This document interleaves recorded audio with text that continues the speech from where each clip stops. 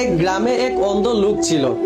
সে ছিল যুবক বয়সী, অনেক আল্লাহওয়ালা ছিল, প্রতিদিন তাহাজ্জুদের নামাজ পড়তো।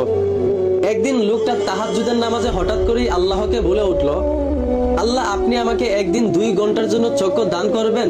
আমি আপনার পৃথিবীটা দেখতে চাই। আল্লাহ লোকটার দোয়া কবুল করলেন। তার পরের দিন সকালে লোকটাকে 2 ঘন্টার জন্য চক্ষু দান করা হলো। লোকটা সেদিন 2 ঘন্টা যাবত মন ভরে আল্লাহর পৃথিবীর সৌন্দর্য দেখলো আর উপভোগ করলো। সেদিন রাতে আবারও লোকটা তাহাজ্জুদের নামাজে আল্লাহকে বলে উঠল, আল্লাহ, আপনার পৃথিবীটা অনেক সুন্দর, আপনি আমাকে আগামীকাল আবারও 2 ঘন্টার জন্য চক্ষু দান করিয়েন, আমি আপনার পৃথিবীর সৌন্দর্য দেখতে চাই। লোকটার দোয়া আল্লাহ আবারও কবুল করলেন। তারপরের দিন লোকটা আবারও 2 ঘন্টার জন্য চোখে আলো ফিরে পেয়ে সে 1.5 ঘন্টা যাবত আল্লাহর পৃথিবীর সৌন্দর্য দেখতে লাগলো এবং উপভোগ করতে লাগলো। হঠাৎ করেই লোকটার চোখে এক সুন্দরী মেয়ে পড়লো। লোকটা ওই মেয়েটার দিকে অবাক দৃষ্টিতে তাকিয়ে থাকলো। তাকিয়ে থাকতে থাকতে একটা পর্যায়ে লোকটা ওই মেয়েটার প্রেমে পড়ে যায়। হঠাৎ করে লোকটার চোখটা আবারও অন্ধ হয়ে যায়, কারণ তার 2 ঘন্টা সময় পেরিয়ে গিয়েছিল। লোকটা সেদিন রাতে আবারও আল্লাহর কাছে কান্না করে বলতে লাগলো, হে আল্লাহ, আপনি আগামীকাল আবারও আমাকে 2 ঘন্টার জন্য চক্ষু দান করিয়েন। আল্লাহ লোকটার দোয়া কবুল করলেন। তারপরের দিন সকালে আবারও লোকটাকে 2 ঘন্টার জন্য চোখে আলো দেওয়া হলো।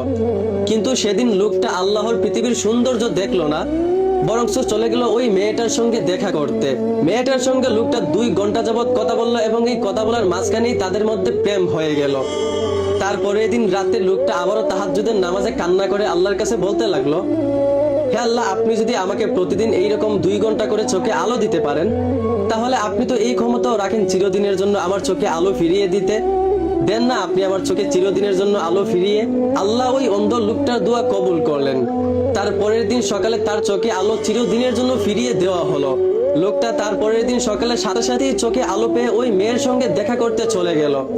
তাদের মধ্যে প্রেমটা অনেক জমে গেল। এইভাবে আস্তে আস্তে লোকটা আল্লাহকে ভুলে গিয়ে মেয়েটাকে বেশি ভালোবাসতে শুরু করলো। প্রথম প্রথম সবকিছু ঠিক থাকলেও কিছুদিন পর হঠাৎ করে মেয়েটা ছেলেটাকে ভুলে গিয়ে অন্য একটা ছেলেকে ভালোবাসতে শুরু করলো। ছেলেটা এইটা দেখে সহ্য না করতে পেরে সে কষ্ট পেয়ে মেয়েটাকে দুনিয়া থেকেই সরিয়ে দিল। সেদিন রাতে সে আবারও বহুদিন পর আল্লাহর সামনে তাহাজ্জুদের নামাজে দাঁড়ালো। সে মুনাজাতে কান্না করতে করতে আল্লাহকে বলতে লাগলো, আল্লাহ, আমি কি ভুল করেছিলাম, কি দোষ করেছিলাম যে আমি আজ এত বড় কষ্ট পেলাম। হঠাৎ করে ওই লোকটার কানে এক গায়বী আওয়াজ আসলো, হে যুবক, তুমি আজ যেই কষ্ট পেয়েছো তার কারণ তুমি নিজেই। তুমি 2টা অন্যায় করেছো। এক হলো তুমি আল্লাহর কাছে চক্ষু চেয়েছিলে দুনিয়া দেখার জন্য, কিন্তু তুমি ওই চোখ দিয়ে হারাম নারী দেখেছো। দ্বিতীয়ত তুমি চোখে আলো পেয়ে এক হারাম নারীর সঙ্গে হারাম রিলেশন করেছো।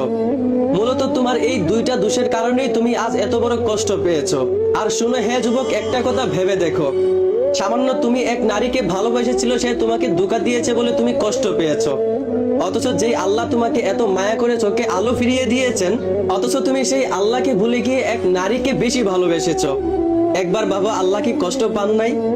এই কথা শুনে লোকটা অজরে কাঁদতে লাগলো আর সে আল্লাহর কাছে ক্ষমা চাইতে লাগলো। লোকটা তখন বুঝতে পারলো যে হারাম জিনিস করে কখনো আরাম পাওয়া যায় না, আর আল্লাহকে ভুলে গিয়ে মানুষকে বেশি ভালোবেসে কখনো সুখ পাওয়া যায় না। এই গল্পটা আপনাদের কাছে এই জন্য শেয়ার করলাম, কারণ আমাদের সমাজের মানুষরা আজ এত পরিমাণ হারাম রিলেশন করতেছে। তারা হারাম রিলেশন করে কষ্ট পায়, আবার আল্লাহর কাছে বিচার দেয় যে আল্লাহ, আমি কি দোষ করেছি, আমি যে কষ্ট পেলাম। কেন রে ভাই, আপনার দোষ কি আপনার চোখে পড়ে না? আপনি যে বিয়ের আগে হারাম রিলেশন করলেন, এটা কি আপনার দোষ না? যাই হোক, আমি আর কিছু বলতে চাই না। আমি যেটা বুঝাইতে চাইছি আশা করি আপনারা বুঝতে পারছেন। ধন্যবাদ।